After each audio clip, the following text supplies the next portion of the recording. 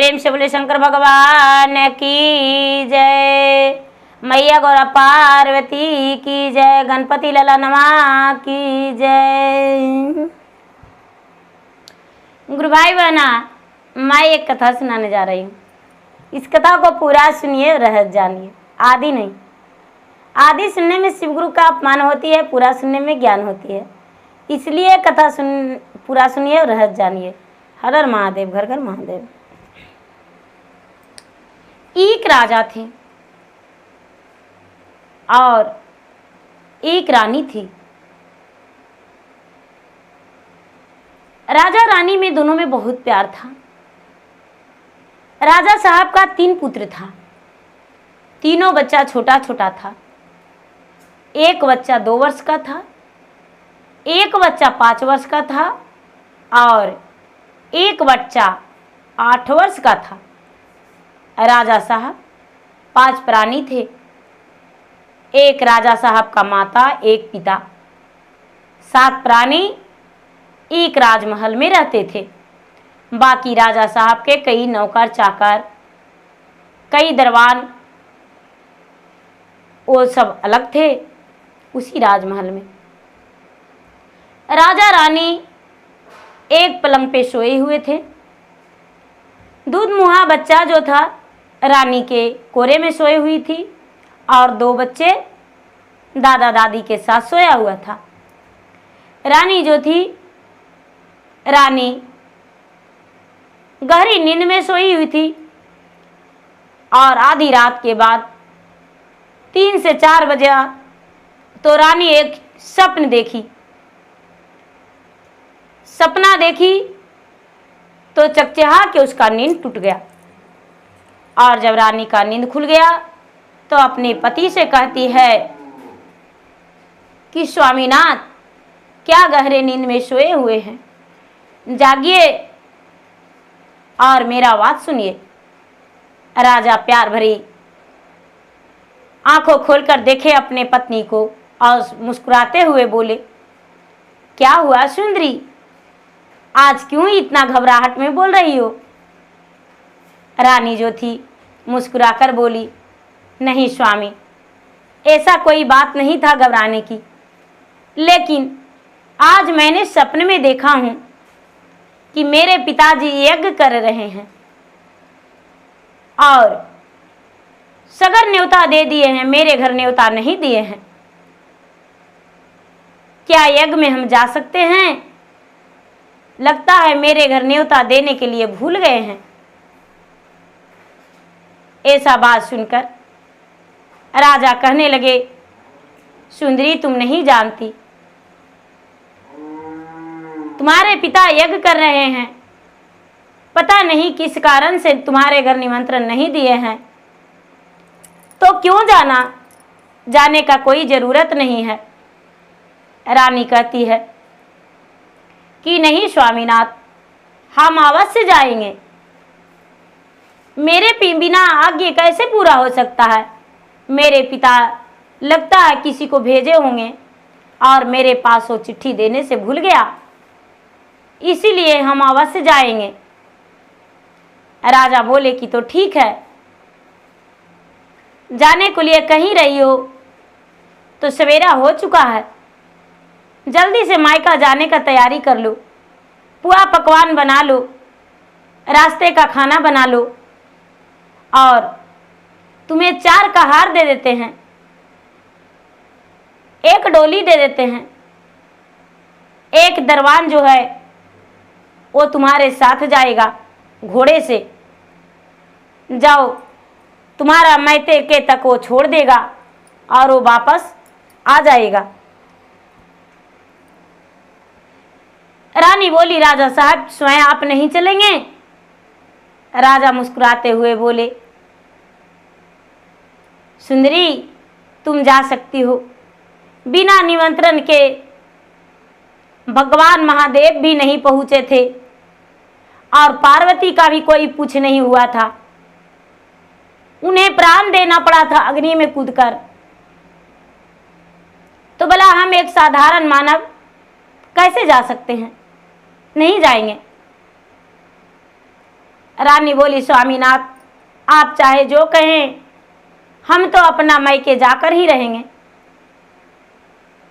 रानी जो थी 16 श्रृंगार में सज गई, सुंदर सी चुंदरी पहन ली, बच्चे का राजघराने का राज पोशाक पहना दी, आभूषण पहना दी सुंदर सुंदर, और अपने भी गहनों से लद गई। राजा साहब 4 कहार, 1 डोली और 1 दरवान घोड़े सवार घोड़े देकर विदा कर दिए। रानी जो थी सती सावित्री थी, सती नारी थी, भगवान की भक्ति में लीन रहती थी, भगवान की पूजा पाठ बहुत करती थी। रानी जो थी, रानी भगवान से स्वयं दर्शन करती थी। रानी घर ससुराल से अपने मायके जाने का तैयारी कर दी। 4 कहार डोली को लेकर घर से निकल गए। चलते चलते चलते चलते चलते चलते चलते चलते आधी रास्ता में शाम हो गया। आधी रास्ता से ज़्यादा चल गए, थोड़ी दूर बचा था कि शाम हो गया। जब शाम हो गया तो कहार जो था वो बोला कि रानी साहब, अब मैं बहुत थक चुका हूँ, अब मेरा चलने का कोई इरादा नहीं। आपका मायका तो मैं कई बार गया हूँ, अभी यहाँ से 3 से 4 घंटा लगातार लगेगा, इसलिए यदि विश्राम कर लेते कहीं पे तो अच्छा था। रानी बोली, कोई बात नहीं भैया, आप चिंता ना करें, वैसा ही होगा। रानी ने प्रेम पूर्वक बोली कि डोली यहीं पर रख दीजिए। डोली रखा गया। घोड़ा जो था, घोड़ा एक वृक्ष में दरवान बांध दिया। रानी जो थी, रानी भगवान के विनती की कि हे भगवान, हे महादेव, मैं बीच मझधार में फंस चुकी हूँ, मेरे रास्ते में डोली का हार लगा हुआ है, मेरे साथ 5 प्राणी और भी हैं, मेरे 3 बच्चे हैं और मैं हूँ। मेरे रहने के लिए यहाँ पर जगह हो जाए, और नहाने के लिए तालाब, पीने के लिए पानी और रहने के लिए गुफा हो जाए। भगवान, मुझे रात्रि बिताना है, एक रात के लिए मुझे यहाँ गुफा बना दीजिए। रानी जो थी, सत्यवती रानी, सुमिरन की भगवान को और आंखें खोली तो वहाँ पे 3 ठो गुफा बन गया, 3 कमरा बन गया अलग अलग, बगल में एक तालाब बन गया। रानी का सत से भगवान पुकार सुन लिए। महादेव, विश्वकर्मा भगवान, इंद्र, ब्रह्मा, विष्णु सब पुकार सुन लिए और उसके लिए बन गया। जब बन गया तो रानी जो भी रास्ते का खाना ली थी, चारों कहार के भोजन दे दी और दरवान का भोजन दे दी, अपने भी भोजन की और बच्चे को करा दी। चारों कहार चारों अपना कमरा में सो गए, दरवान अपना कमरा में सो गया और रानी अपने बच्चे के लेकर अपना कमरा में सो गई। तो आधी रात हुआ है तो दरवान का मन में पाप जाग गया। दरवान का नींद पड़ ही नहीं रहा है। दरवान सोचा कि रानी अकेली है, यदि रानी के कमरे में जाएंगे, रानी के बेबस करके उसका पचिष्टा पे हाथ डाल देंगे, उसका इज्जत लूट लेंगे, तो मुझसे ज़्यादा संसार में वीर कौन हो सकता है।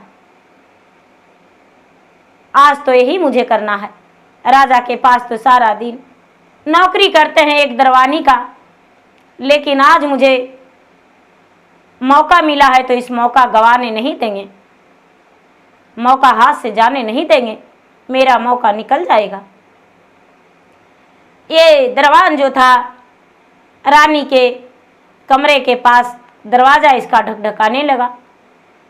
रानी कहती है कि कौन है, कौन है? तो दरवान बोला, मैं हूँ और तेरे साथ मैं हूँ और मेरा तबीयत ठीक नहीं लग रहा है, मेरा बेचैनी जी लग रहा है, मेरा प्राण नहीं बचेगा। रानी साहब दरवाजा खोल के और कुछ तो मेरा मदद कीजिए। रानी कहती है कि 4 कहार हैं, तो 4 कहार के मैंने बहुत जगाया लेकिन कोई नहीं जागा। रानी साहब मेरा मदद कर दीजिए, आज मेरा प्राण नहीं बचेगा, मैं व्याकुल हूं। रानी घबरा कर दरवाजा खोल दी। जब दरवाजा खोली तो ए पापी दरवान अंदर घुस गया और रानी के हाथ पकड़ने लगा। रानी कहती है कि ये क्या, आप मेरे हाथ क्यों पकड़ रहे हैं?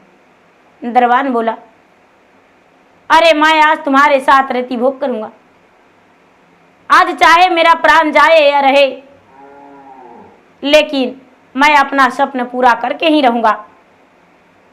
रानी बोली, मेरा जान जाए जाए, लेकिन ऐसा नहीं होने देंगे। दरवान बोला, मेरे हाथ में देखो कटार है, मैं तेरा बच्चे को काट दूंगा।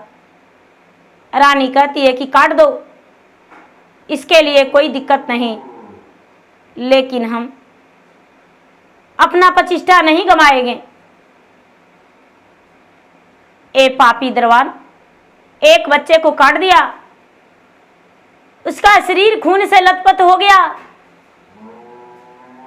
रानी जो है हाई काट में पड़ गई। रानी तो हक्के बक्के उसका बंद हो गया। रानी कहती है कि अरे एक कसाई तो मेरा बच्चे को काट दिया। फिर से ये बोला दरबान कि तुम्हारा दूसरा बच्चा को भी काट देंगे यदि हाँ नहीं कहेगी तो। रानी बोली, काट दो, लेकिन मैं अपना सत्य तोड़ने वाला नहीं हूं। ए पापी दरबान दूसरा बच्चा को भी काट दिया। फिर भी रानी हाँ नहीं बोली। खून का नदियां बहने लगा, बच्चों चिल्लाने लगे एक दूसरे को देख, लेकिन ए दरबान पापी रुका नहीं। फिर से रानी को बोला, यदि तूने हाँ नहीं कहा तो मैं तेरा गोद का बच्चा को भी काट डालूंगा। रानी कहती है, ठीक है, तुम्हारा यही मर्जी है तो मेरा बच्चा का काट दो। तीनों बच्चा का दरबान काट दिया। अब दरबान कहता है कि बोलो रानी, अब क्या करेगी? इस सुनसान जगह पे तुम्हारा कोई बचाने वाला है? यदि तू हाँ कहेगी तो ठीक है, नहीं तो तेरा भी प्राण ले लेंगे। रानी बोली, देखिए आप दरबान हैं, लेकिन आज मेरे पति का हक ले रहे हैं, मेरे पति का जगह आप ले रहे हैं, तो आपका शरीर जो है खून से लथपथ है।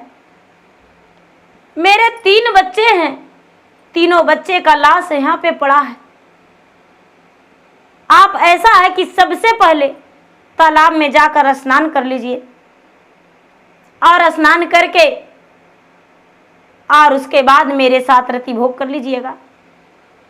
मैं बेबस हूं, मैं अपना प्रतिष्ठा बर्बाद करने को लिए तैयार हूं, राजी हूं, लेकिन ये रक्त जो लगा हुआ है इसे पहले धो लीजिए और मेरा बच्चे का ठिकाना लगा दीजिए। जब तक ये गया दरबान तालाब में स्नान करने, रानी भगवान से सुमिरन की कि हे भगवान, हे महादेव, हे इंद्र, हे ब्रह्मा विष्णु, मैं यदि सती नारी होंगे तो तालाब इसी क्षण सूख जाए और एक गुफा खत्म हो जाए, धरती फट जाए और तीनों बच्चा का हम स्थापना दे रहे हैं। जब मांगेंगे धरती मैया तो मेरा बच्चा को दे देना, अभी तुम थाती रख लो और मैं यहां से जा रहा हूं। धरती फट गया, तीनों बच्चा को रानी दे दी धरती में, धरती जुट गया। कलेजे को पत्थर बना के रानी और वहां से निकल दी। जब वहां से निकल दी, उधर से आया दरबान तो रानी को खोजने लगा। रानी को खोजने लगा, रानी तो मिली नहीं। राजा ये जो दरबान था घोड़े लेकर राजमहल लौट आया, लौटने को लिए तैयारी कर दिया। चारों कहर था, चारों कहर का सवेरा होने पर आंखें खुला तो जमीन पर सोया हुआ था, डोली में कोई नहीं था। चारों कहर भी वहां से सोचे कि मैं कहाँ जाऊं, मैं जाता हूं रानी का मैके, और रानी का मैके जाकर देखते हैं रानी पहुंची या सियार बिलार खा गया, क्या हुआ मुझे पता नहीं, राजा को कैसे मुंह दिखाएंगे। रानी जो थी, रानी आगे बढ़ी और आगे बढ़कर एक गड़ेरिया था जो भेड़ियां चराते हैं बादवन में। बेचारा गड़ेरी भाई भेड़ी चराते हैं और कहीं भी अपना रात्रि बिता लेते हैं, कहीं भी अपना दिन बिता लेते हैं। तो बेचारा बाद में बहुत सारा भेड़िया को बिठाए हुए थे और एक तंबू लगाकर गड़ेरी भाई अपना वहाँ सोए हुए थे। और गड़ेरिया के पास बेचारी रानी पहुंची तो गड़ेरिया से कहती है कि भैया आज मुझे अपना तंबू मुझे थोड़ा देर के लिए देंगे, भैया मेरे साथ मुसीबत कुछ पड़ा है, मदद कर दीजिए भैया। गड़ेरिया बेचारा बहुत इंसान था, बहुत अच्छा था, बोला बहन जी हम बाहर आराम कर लेते हैं, मेरा तंबुआ के अंदर सो जाओ। गुरु भाई बहना, बेचारी रानी अपना इज्जत बचाने के लिए गड़ेरिया के तंबू में अंदर चली गई, लेकिन फिर भी उसका जी घबरा रहा था कि वो पीछे से निर्दयी आ रहा है क्या। रात बीत गया, सवेरा हो गया तो गड़ेरिया से बोली कि भैया मेरा लाज बचाने के लिए, इज्जत बचाने के लिए, जगह देने के लिए अपना जगह देकर बहन माने भैया, इसके लिए बहुत बहुत धन्यवाद, लेकिन भैया अपना गमछी बिछाइए, हम आपको कुछ देना चाहते हैं। गड़ेरिया बोले बहन जी आप क्या दीजिएगा मुझे? तो भैया लीजिए अपना पत्नी को, अपना बहू को, बेटी को दे दीजिएगा। कुछ गहने उतार कर बेचारी रानी गड़ेरिया को दे दी। गड़ेरिया बेचारा गमछी में गठरी लगा लिया और बड़ा खुशी से घर गया। घर गया तो पत्नी को बोला गड़ेरिया कि लो देखो हम गहने लाए हैं। एक बेचारी स्त्री थी, उसको हम अपना तंबू दे दिए रहने को लिए 2-3 घंटा, तो मुझे अपना गहने दे दिया। और गड़ेरिया के पत्नी अंदर से निकली, गहने देखकर एक झाड़ू ली और गड़ेरिया को मार झाड़ू मार झाड़ू मार झाड़ू उसका पूरा शरीर का दुरुस्त कर दी। कहती है कि अरे पापी, अरे दुष्ट, तू किसका गहना चुरा लिया, किसका बेटी बहू का इज्जत बर्बाद कर दिया रे दुष्ट। तू जिसको लिया है उसको भली भांति जाके लौटा दो, किसका पाप तू लेकर आया है रे। बेचारा गड़ेरिया हाथ जोड़ के अपने पत्नी से कहा कि मैं किसी को लूटा नहीं हूं, किसी को मैं छिनताई नहीं किया हूं, मैं इंसान हूं। लेकिन गड़ेरिया के पत्नी मानने को लिए तैयार नहीं थी। गड़ेरिया की पत्नी नहीं मानी और गड़ेरिया को घर से बाहर कर दी। गड़ेरिया बेचारा जिस रास्ते से वो बेचारी रानी गई थी उसी रास्ते से चल दी। रानी जो थी, रानी आगे आगे जा रही थी तो उसको मैके जाने में एक नदी लगता था और नदी में पूरा जल थल उमड़ा हुआ था, गंगा का लहरा बह रहा था, नाव लग रहा था, लोग ऐसे पार नहीं हो रहे थे। तो रानी जो थी, रानी केवट से कहती है कि भैया आप मुझे गंगा पार कर देंगे? केवट बोला बहन जी मेरा तो यही काम है, हम तो दिन भर यही करते हैं, आप मेरे नाव में बैठ जाएं। बोले भैया आपको देने के लिए मेरे पास कोई पैसे नहीं है। केवट बोला बहन जी मैं तो दिन भर कई लोगों का ऐसे पार करता हूं, मेरे नाव में बैठ जाइए। बेचारी रानी नाव में बैठ गई। केवट नदी पार कर दिया नाव खेप कर। रानी उस तरफ उतरी तो केवट से कहती है कि भैया मैं एक बात आपसे मांगू बोलूं। केवट बोले क्या बहन? बोले भैया सबसे पहले तो अपना एक गमछा दे दीजिए, हम आपको कुछ देना चाहते हैं, मेरे पास पैसे नहीं है। बेचारा गडेरिया केवट दे दिया अपना चादर उतार कर गमछा। बेचारी तन के गहना सारा उतार दी और उस पे दे दी भैया अपना पत्नी को दे दीजिएगा, आपका जीने खाने का कुछ दिन सहारा हो जाएगा भैया। यदि आपको पास कोई भी बैठेगा 2 पैसे नहीं देगा तो आप कैसे खेवेंगे नाप।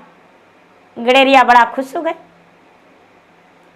ये बेचारी कहती है कि भैया क्या आपसे एक चीज मांगेंगे तो आप देंगे? केवट बोला बहन क्या? तो भैया अपना कुर्ता दे दीजिए हमको। तो केवट कुर्ता दे दिया। भैया अपना धोती भी दे दीजिए भैया। तो केवट अपना धोती दे दिया। बोला भैया मेरा साड़ी ले लीजिए और अपना गमछा भी दे दीजिए। तो साड़ी लेके केवट गमछा भी दे दिया। गमछा दे दिया और ये जो रानी थी साड़ी खोलकर धोती कुर्ता और गले में बांध ली, गमछा चादर को लपेट ली और वहां से चल दी। तो कहाँ चल गई?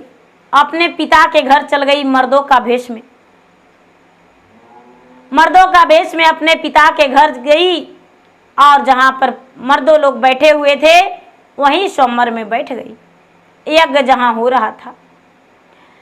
अब ये जो केवट था, केवट गहना लेकर वस्त्र लेकर सुंदर साड़ी लेकर अपने घर गया। तो केवट अपने पत्नी को बोला कि देखो मैं गहने लेकर आया हूं और मैं साड़ी तुम्हारे लिए लेकर आया हूं। केवट की पत्नी देखकर आग बबूला हो गई और अपने पति पे लाली लाली आग करके और बरस पड़ी और एक डंडे लेकर उसे पिटाई करने लगी कि अरे पापी, तुम्हें नाव खेप कर पेट नहीं भरता था तो तू अब लूटना शुरू कर दिया है, किसी का बहू बेटी का इज्जत बर्बाद करना सीख लिया है। ये साड़ी ये गहना तू कहां से लाया? जहां से तू लाया है उसका लौटा दे और नहीं तो तेरा जीना मुश्किल कर देंगे। केवट कितना हूं कहा लेकिन केवट का पत्नी नहीं सुनी। केवट जो था बेचारा वो चला गया। वो रानी बताई थी पता कि हम उनके घर जा रहे हैं। बेचारा केवट जो था, केवट गहना गुड़िया लेकर रानी को सड़िया लेकर एक गठरी में बांध लिया, झोले में रख लिया और बेचारा वो भी राजा के घर पहुंच गया। अब बेचारा रानी को तो पहचान रहा है कि ये वही रानी है, मेरा धोती मेरा कुर्ता मेरा चादर लपेटा हुआ है, लेकिन बेचारा किसी के सामने बोल नहीं रहा है। सब कोई खाना खा लिए और ये जो दरवान था गुरु बहना, दरवान जो था, दरवान राजा के पास पहुंच गया।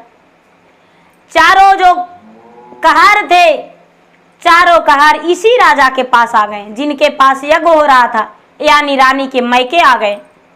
और दरवान जो था लौटकर उस राजा के पास चल गया जिसका पत्नी मैके आई थी।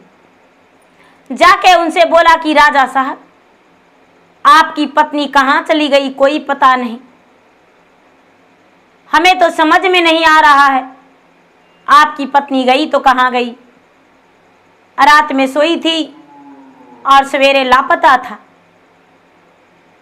मुझे तो मारपीट भी की है, राजा साहब, आपकी पत्नी मेरे साथ गलत करने को लिए बोली तो मैंने आपके पत्नी को मना कर दिया, इसीलिए गुस्से में आकर तीनों बच्चों को रानी ने काट दिया है और वो पता नहीं कहाँ चली गई। मेरे साथ भी देखिए मेरा कपड़ा फाड़ दिया। मैंने जान बचाकर तो घोड़े सवार होकर आ गया हूँ।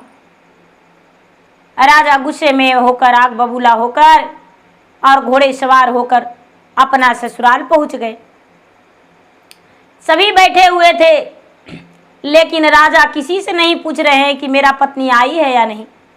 बेचारी रानी अपने पति को भी देख रही है, उस दरवान को भी देख रही है, लेकिन इसे कोई पहचान नहीं रहे हैं। रानी सबको पहचान रही है।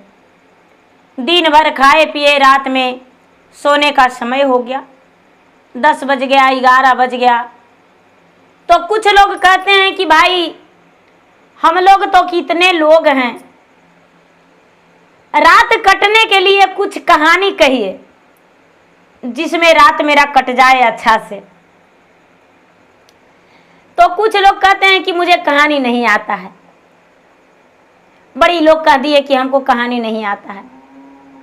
तो रानी बोले कि देखिए भाई, हम कहानी कहेंगे, हमको कहानी आता है, लेकिन क्या मेरा कहानी सब कोई सुनने को लिए तैयार हैं?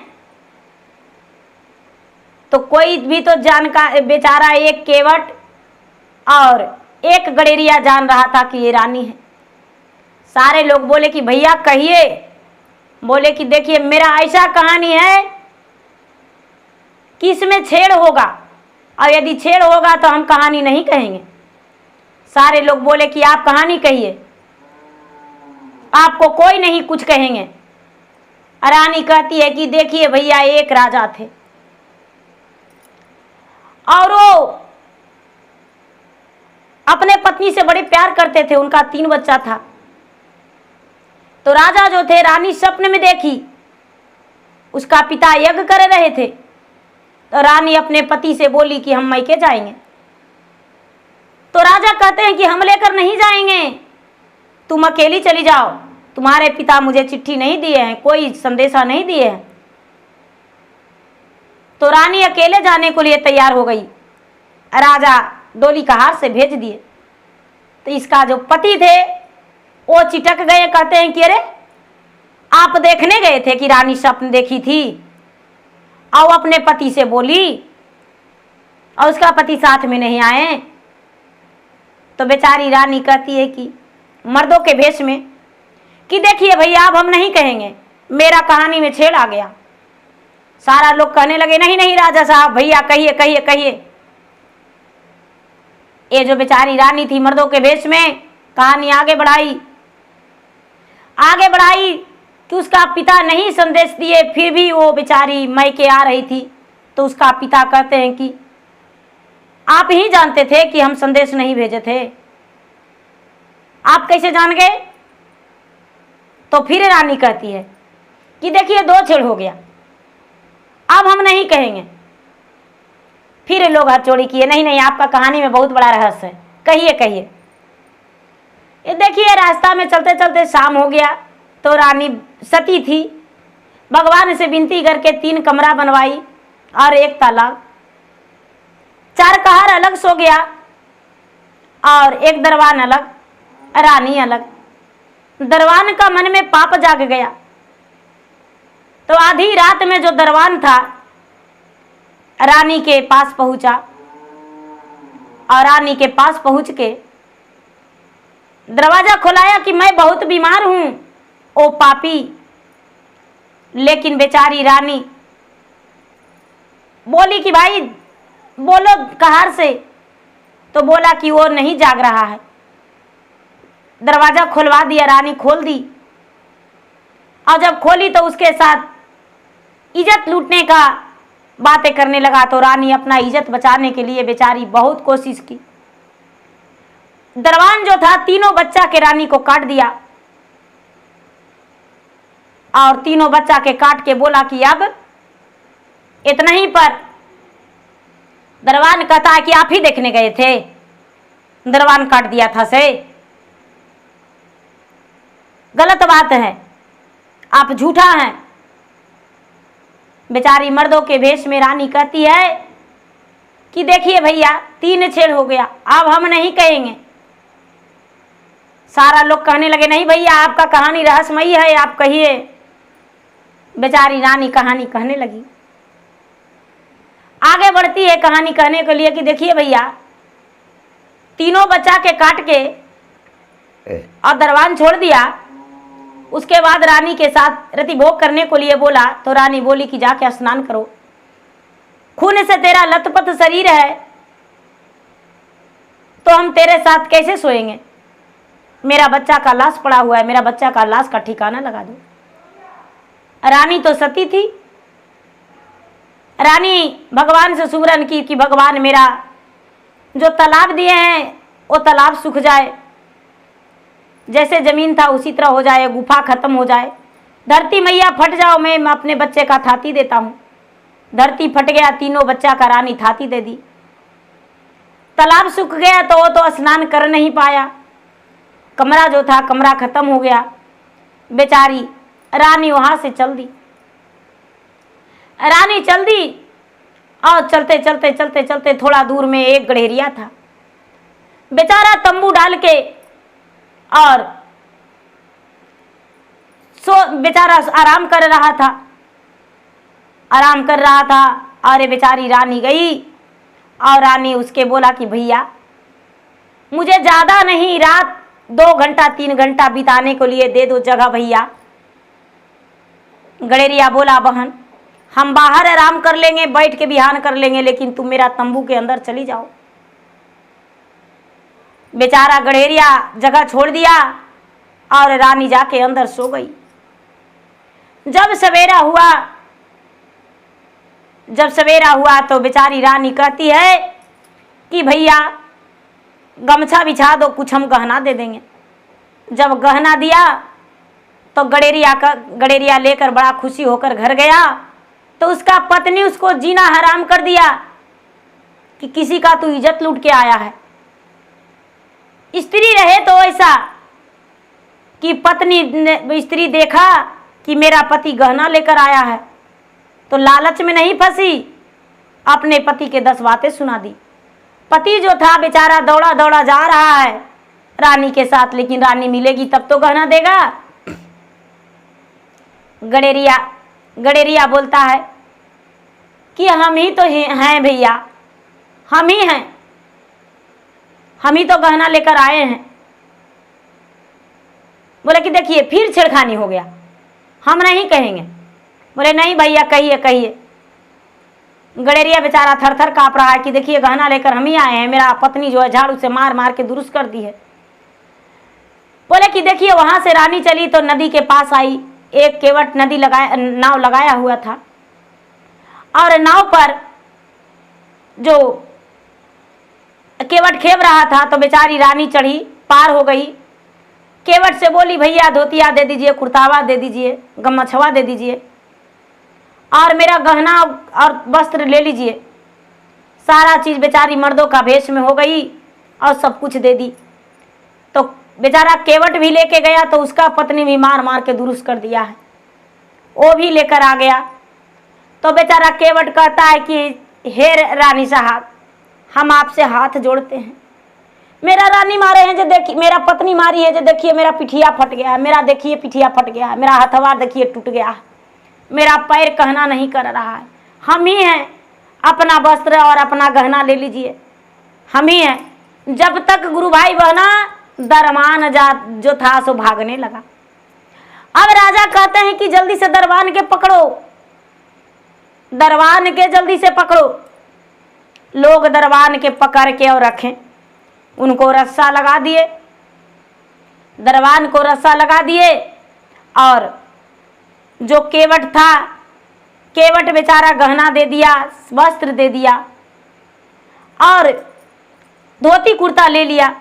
धोती कुर्ता तो केवट पहन लिया, लेकिन रानी खुशी खुशी केवट को गहना दे दिया। तब तक केवट का पत्नी भी आ गई उसी राजसभा में जहां पर स्वयंवर रचाया हुआ था, यज्ञ हो रहा था।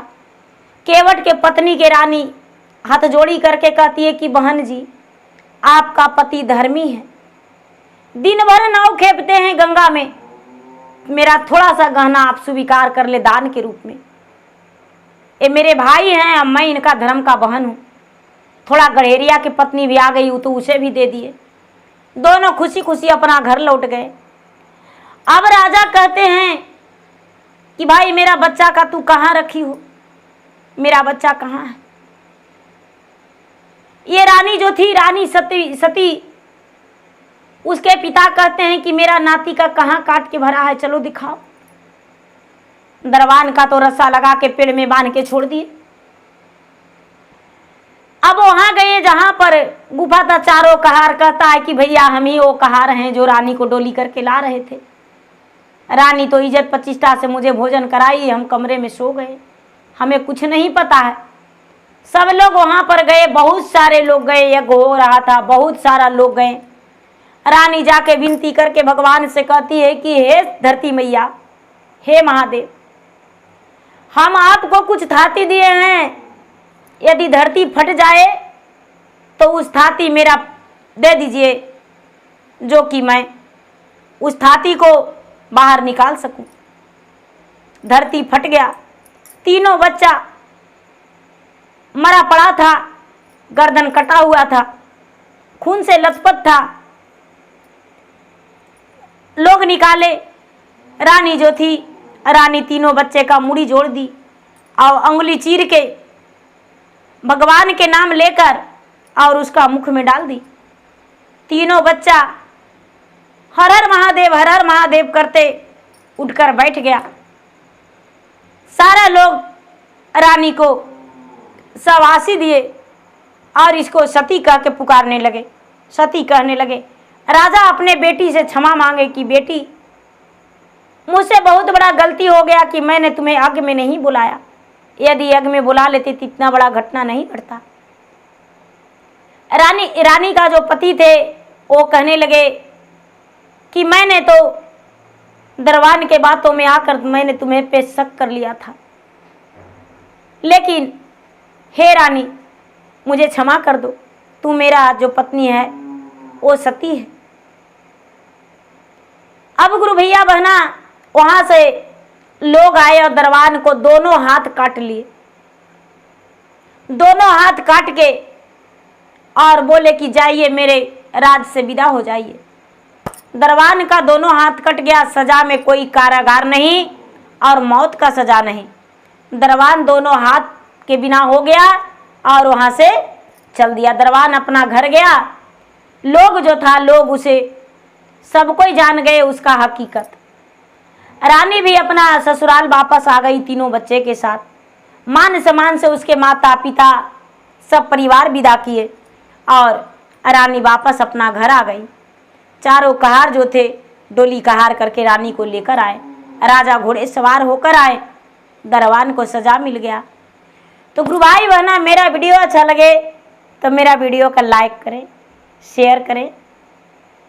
चैनल पर यदि नए हैं गुरु भाई बहना तो चैनल का सब्सक्राइब करें और बेल आइकन घंटी को दबाएं, जो कि मेरा वीडियो का नोटिफिकेशन सबसे पहले आपके पास जाए और आप मेरा वीडियो का सुन सके, देख सके, लाभ उठाएं। और गुरु भाई बहना क्या बताऊं, मेरे पास एक मजबूरी है, मेरा गला खराब हो गया है। पता नहीं कैसे हुआ, वो नहीं पता। और ये मत कहिएगा कि दीदी आपका गला ऐसे कैसे हो गया, आपका आवाज़ इतना अच्छा था, लेकिन फिर से आपका आशीर्वाद, आपका प्यार मिलेगा तो मेरा आवाज़ बिल्कुल पहले की तरह हो जाएगा। धन्यवाद। हर हर महादेव, घर घर महादेव।